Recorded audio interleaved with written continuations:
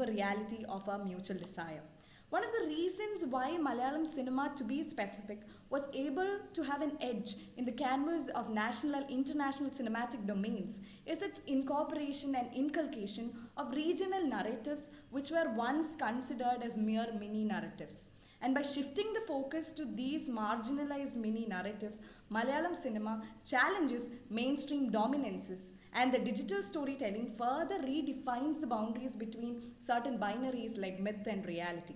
The national award winning animated short film Kanditunda epitomizes this transformation.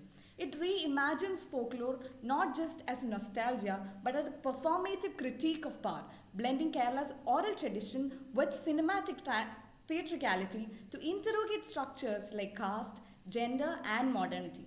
And by deconstructing the spectral figures in the film like Inambechi and Neera Tukula, we explore how the shifting landscape of Indian cinema influences performativity to blur binaries like myth and reality, oppression and liberation, tradition and modernity, men and women, black and white, etc., and thus catalyze social transformation. This paper thus positions Kanditunda within the broader trend of subversive regional storytelling, where cinema as a medium destabilizes folklore's factual authority. This analysis is done by employing an interdisciplinary approach of feminism, psychoanalysis, and deconstruction, and thereby highlighting how cinema transforms folklore by reshaping the way these traditional narratives are presented. For instance, the tone of the initial narrator, often marked by sarcasm, wit, and humor, serves to undermine and critique the irrationality of binaries and other oppressive structures of power. Through this approach, cinema becomes a new mode and medium of narration, that is, one that preserves folklore, simultaneously deconstructing it. And by interpreting these stories, filmmakers create spaces for a more egalitarian future where folklore is no longer a tool of oppression but a site of critical engagement and transformation.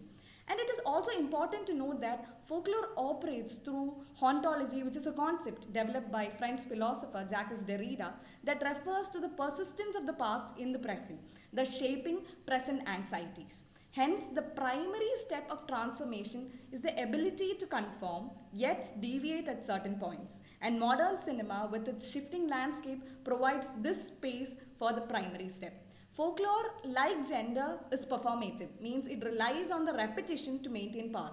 This is the idea that Judith Butler's theory of performativity puts forth, where identity is enacted through repetition.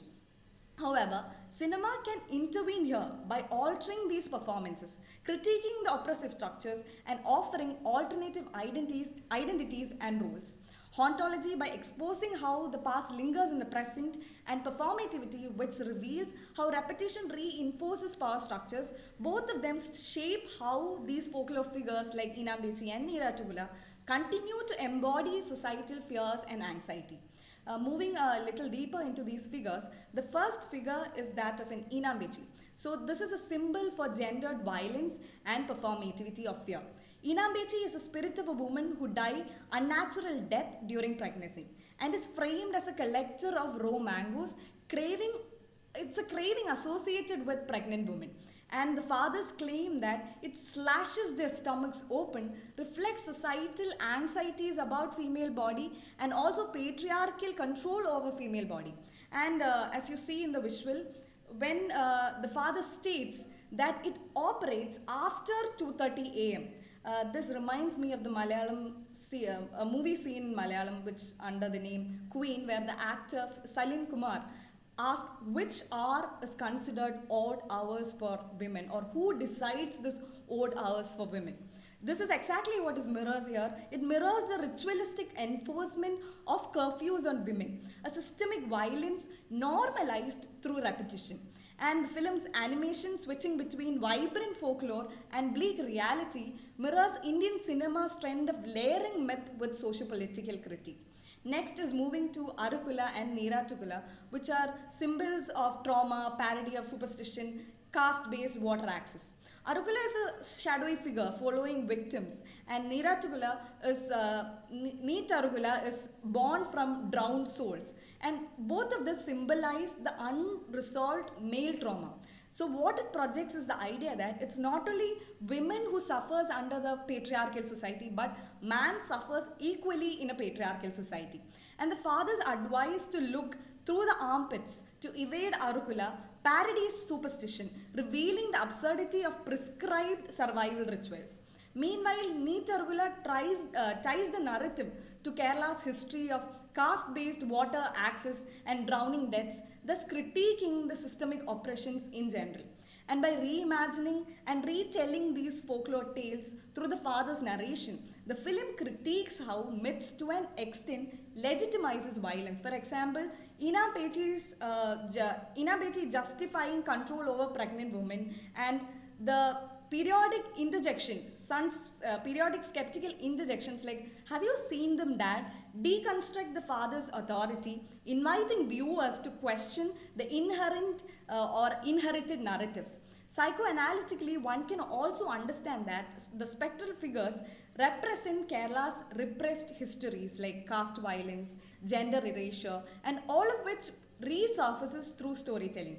Last but not the least, I would like to pose this question: why is there a re-embrace of black and white cinematography? In the discourse of post-colonial studies, Edward Said laid bare various binaries, one of which is the black and white dichotomy. Throughout the film, black and white cinematography is employed. This is employed not just because of a mere homage or nostalgic homage to the early cinema, but as a deliberate visual metaphor to critique the rigid binaries which at some point or the other characterized or still characterizes India's socio-cultural landscape. This aesthetic choice aligns with a broader trend where filmmakers are reviving methods like monochrome to subvert and interrogate age-long beliefs and structures of oppression. And to conclude, Kanditunda does not merely recount folklore, it unmakes it. The film advances through the narratives told by the father, oscillating between horror and humor. Thus, cinema here reveals folklore's dual nature. One, it is a tool of control. Two, it also acts as a canvas for subversion. And by periodically projecting the son's skepticism, the film advocates for a human-centered reimagination of tradition where myths are interrogated rather than merely being inherited. The film also reminds us Nietzsche's most important philosophical stance that truth is not absolute but rather a collection of human interpretations. The same applies to folklore, which inherently is a performance. And cinema has the power to rewrite the script of folklore or rewrite as such any structures of truth or power.